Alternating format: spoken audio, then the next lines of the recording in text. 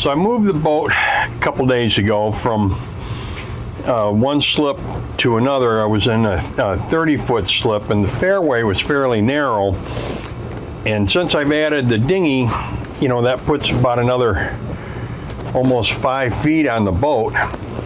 So I moved to a bigger slip. The only thing they really had was a 40-foot, which is a little big for me, but I'd rather have that so I can get in and out a little bit easier. Plus, on the chart here, you'll see where I was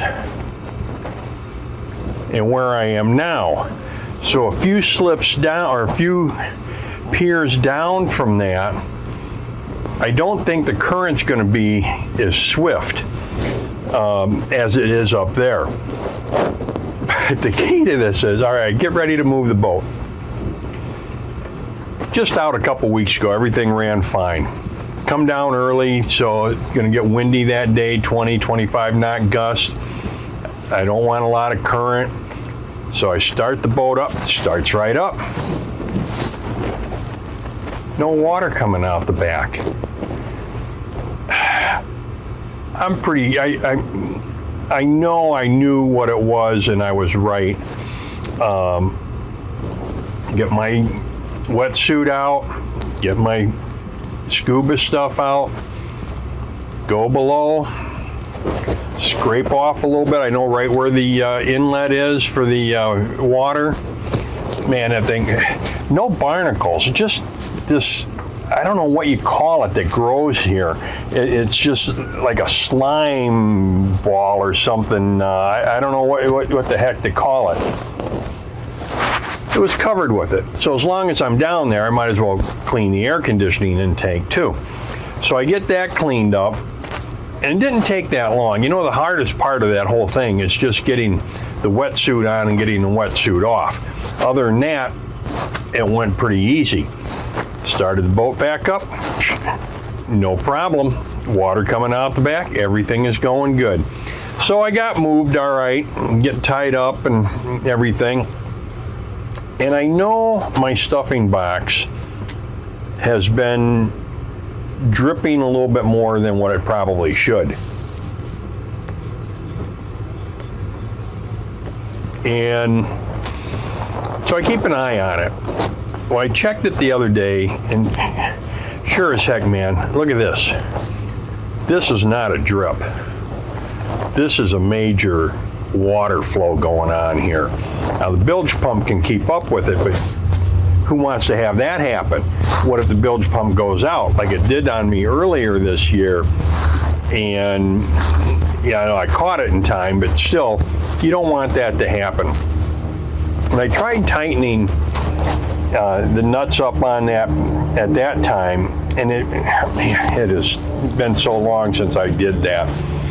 But I sprayed it and everything, and I still really couldn't get it. So now, push has come to shove. I gotta fix this damn thing, right? Go to hardware store.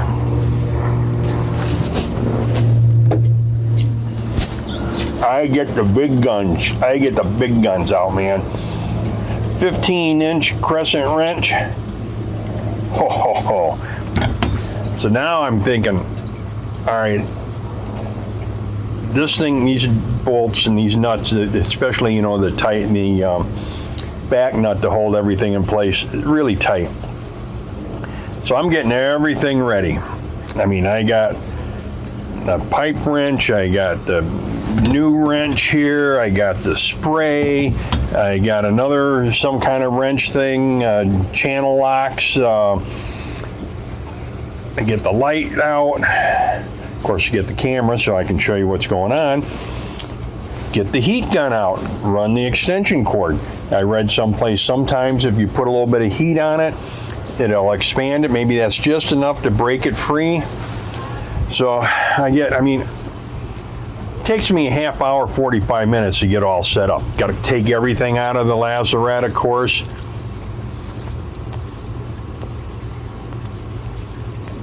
So I'm getting ready to go. I go down, get in there and say, well, before I go through all of this stuff of getting the heat gun out and this and that, I put this bad boy on that nut, pushed, broke it free. I mean, it took me less than 5 minutes to fix it. And all I had to do is on the packing nut, just tighten that a little bit. You'll see here, see I tightened it a little too much. No drip at all. Backed it off just a little bit. Here you'll see there's just a small drip every so often. So now I tighten it all back up. Get out of the lacerette, start the engine up, put it in forward, let it run a little bit.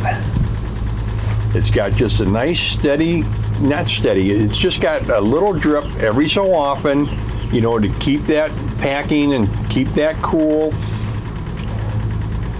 I mean, I just can't believe it was that easy to do. I even have the caulking material if I needed to, and the tools to pull the old packing out and put new pack. Really don't want to do that in the water, but I will do that this August when I dry haul and, you know, touch up the bottom and do some other things. But now you know how it goes. I got that project done. Got a couple other little things I want to do, or need to do really. Look up at the top of the mast, you'll see my wind vane. Looks like a bird sat on it again, bent it a little bit. It's not critical, but you know, if you don't straighten it out and tighten the bolts on it, it's not going to fix itself. It's just going to get worse, especially like when we get some of these high winds, 50, 55 knot gusts that we've had earlier this year. Probably going to have that again later. Oh yeah, and of course, I got to get back into the wetsuit, get down there and clean the entire hull.